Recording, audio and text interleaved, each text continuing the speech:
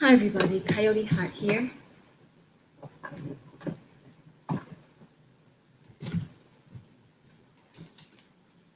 For anybody seeing this for the first time, the Sylph are high elite relative. They're high fae. They are a type of high fae, high fairy. They are winged, often mistaken as angels, live in high mountain area, and they're known as wind singers. That is part of my background. Also Syrian bloodline lineage to the Yeshua or Christ of Jesus. And hybrid Palladian Arcturian. And with these new times on the planet, my intention is I'll become more awake, and amnesia will be lifted. And I wish that for you too, for your own epiphanies and for your own self-growth, inner healing, and full understanding of the power that you are, to be fully you, fully present, unaffected by others in chaos, but effective in all that you do, and that see things with loving eyes. Best you can, but love is not a doormat. Won't take no shit. But you can say this in ways that reach people, just sometimes by a look and a smile. So today's topic is, will this be loving for me? Yesterday there was about an 11-minute podcast by a woman named Lori Ladd, who is pretty much YouTube, Instagram, etc. type of a famous intuit who speaks to galactics, different galactics or her guides, however they are. And she says a lot of very timely things. And she spoke very much about being yourself yesterday. And I don't remember the whole thing, but it was sort of, I guess, this time to understand being yourself, speaking your truth. And she was reminding, but she said it very differently than I would just say to lead up to will this be loving. We are trained in a program to be nice to people, respectful of people, do, put up, shut up, go visit, go do this, because it's family or it's the correct thing to do with the herd. But it may have such ill feeling within yourself. And you do it anyway, either because you're young enough that you don't know how to express, I need time to myself, or however you can negotiate with your family, because sometimes you can't. Being certain ages or seemingly in certain situations, it seems like you can't. And so therefore, one might say, oh, suck up and just go. Much like being at a holiday dinner where you know 80% of your relatives don't always agree with you, think of you as somewhat different, even though you're striving, you're going, you're beautiful, you're doing, or maybe not. Maybe you're the surfer person, maybe you're the artist person, maybe the person in between things, but valiant in your own way, or you're just your own person, but they see you as, oh, poor you, and behind your back, or to your face even, in authority, as if they have any, but it's agreed upon in a silent way. And so they feed and keep taping and duct taping that insecurity button or the resistance button or the defensive button. And we still don't always be ourselves because we become ourselves, but with that defense mechanism, with that, I know how to retaliate, take care of myself, be a mercenary, and survive in that kind of a world where when we truly are ourselves and we're able to authentically remember, doesn't matter about those other people. They're jealous of you, they're afraid of you, they're scared of you, but mostly they're scared for themselves because they don't feel as glorious as you do just to be, maybe without a money or title or husband or wife or car or whatever, the clothes on your back. And sometimes you have more and you're in a really place. And sometimes that really suits you. And sometimes you know something needs to change. Anyway, will this be loving for me?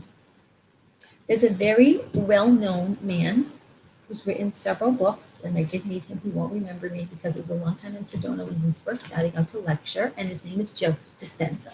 Dr. Joe Dispenza. He healed himself, his whole spine, He was in a very bad bicycling race accident, and they told him, "You're going to have pins in your body. You're going to have to be in a wheelchair, probably even with rehab most of your life, and not really able to walk right again." And he said, let me think about that.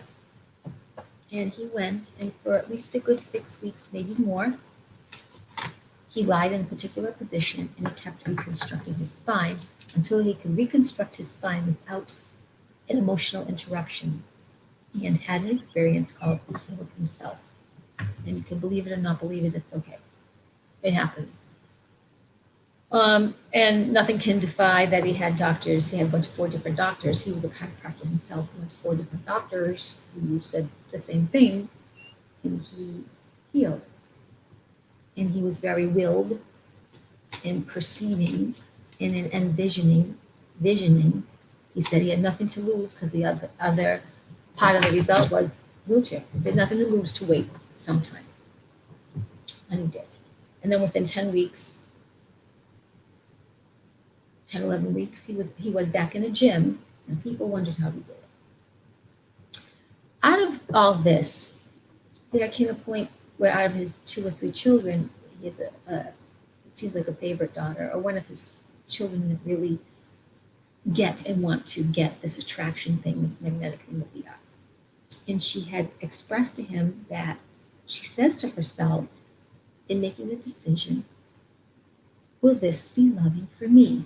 After seeing his example, after trying out his law of attraction type of techniques in terms of visualization, wanting something, desiring something, basically commanding in our codes, our decrees, which anything I say here, I need to hear myself to remember to keep applying and applying, so that in clients and future clients, in myself, in my life, the floodgates are open, and I'm just bringing in those light codes, that quantum healing, that energy that is not completely me, but through me and out to you, out to me, for this expansive, exponential greatness, healing, attraction, magnetism, and brightness, harmonizing everywhere.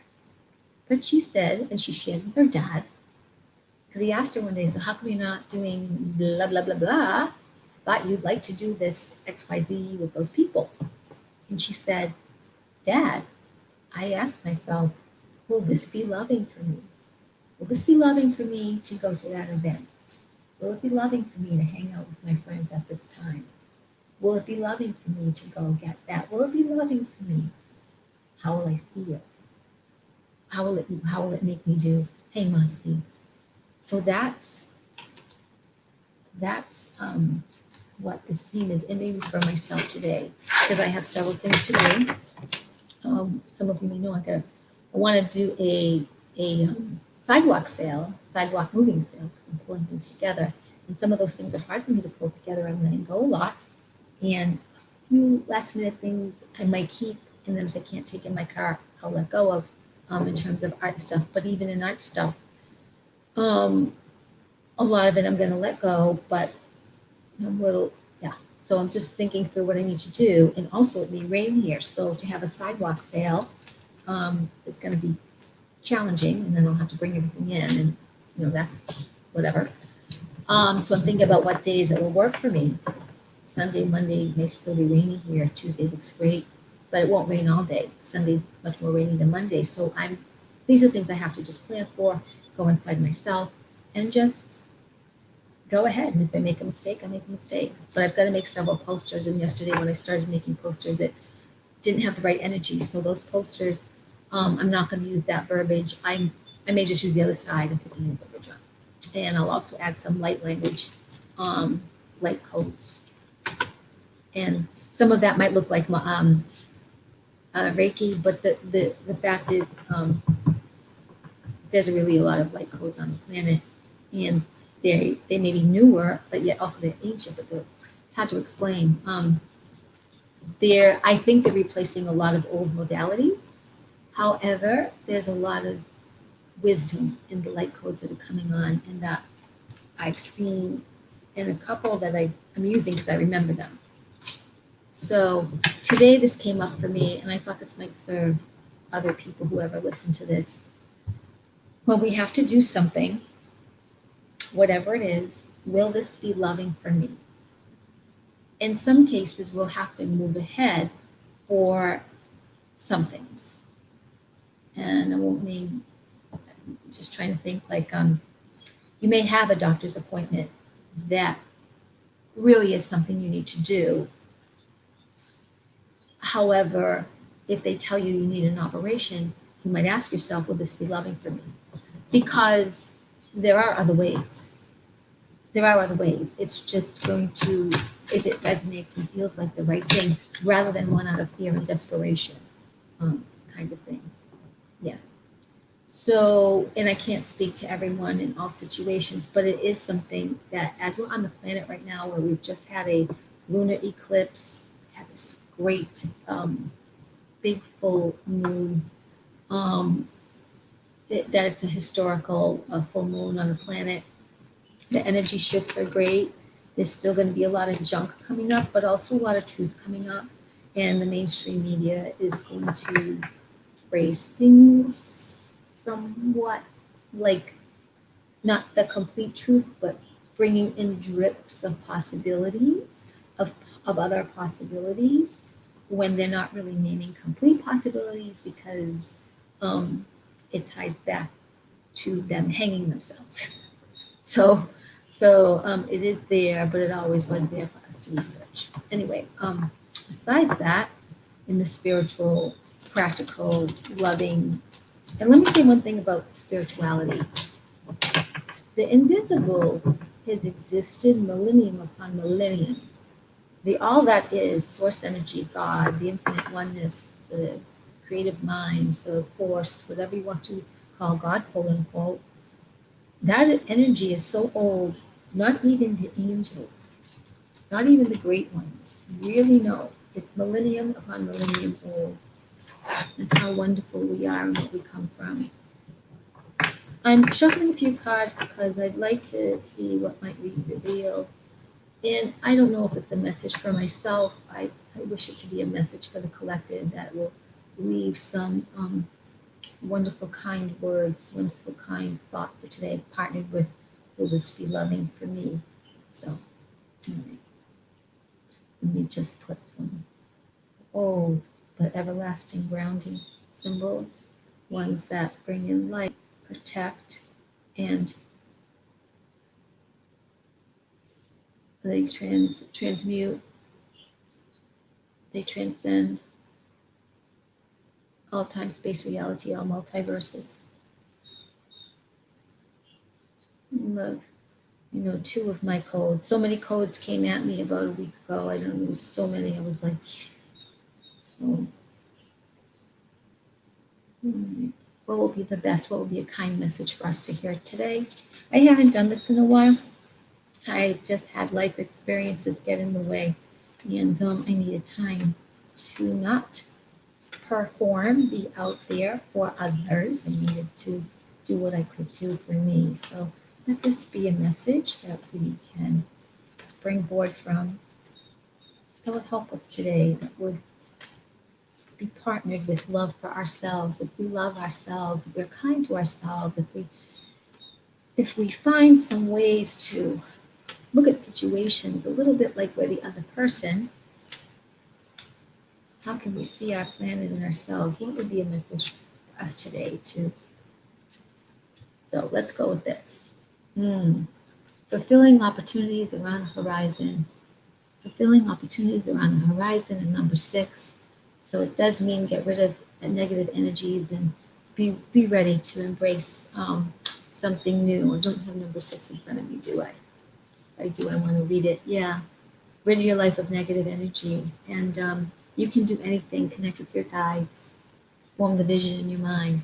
So you're going to hear the angel of abundance. That's wonderful for us to hear today. Will this be loving for me? Angel of abundance. Now, I just wasn't sure of the last card. Sometimes there's a last card that feels a little hesitant. So let's see what this is. Remove the mask of your everyday persona. So ultimately, this is a number 5. There are other numbers in here. They could be 5. It might even be a 6 as well. just because that might be a hidden mask, but 5 masks are showing. So there's 2 6s in here, and the 5 is adventure, change, manifestation, appreciation of the world around you. So in the story is of the brother who went after his sister in the underworld, and to leave, it was easier for him to sneak in, but now two had to go, especially the wife of the underworld lord. So they stole masks in order to help transform and be able to get back to their world. Um, abundance of family come for the weekend. So let me just finish this thought before I address that, hun. So this is this is a mask. Doesn't it hide anyway sometimes what we feel or what's really going on? Did we really need something to cover our face? No, that was all psychological warfare and seeing the old in ourselves and what we behave when we really know what really is in here. Now, some of us may felt in here we better do that. And if that's what you needed to do, that's you. But many of us knew many more things than that. And that's what we chose to do. We chose to be ourselves as well. So these are a nice compliment too. Will this be loving for me? Because fulfilling horizons around me on the on the horizon. Number 6, we're getting rid of negative energy, and we have this beautiful angel caring for us, and us as the beautiful angel. And then we are reminded again in the number 5 that we could be, well, we are on a journey, a big one right now, but you also, we could be going on a journey. I think I will be going on a physical journey, but I think of it as where if you go on the inward journey is outward bound, how you exponentially will be seen in the world by what you've cleared out, what you acknowledge within, and also what you celebrate within and without. So I think that's a nice compliment for today. Got an abundance of family coming for the weekend on Memorial Day weekend, and they wish you joy, peace, and that you're able to see everyone with loving eyes, including yourself. And while we're leading service to self, and while we're serving others, remember that love is not a doormat at all. And there are ways to say, I really mean what I'm saying. I command your respect. And there are choices here that you can make. Mine is not, don't behave this way. Thank you, and I love you. Ta-da. All right, I'm going to let you go. We're at 17 minutes. I wish you have a beautiful day. I have a lot of things to put in place myself and some decisions to make on how I write my sidewalks. So, thank you for you. My little coyote heart loves you. And you are powered by the stars.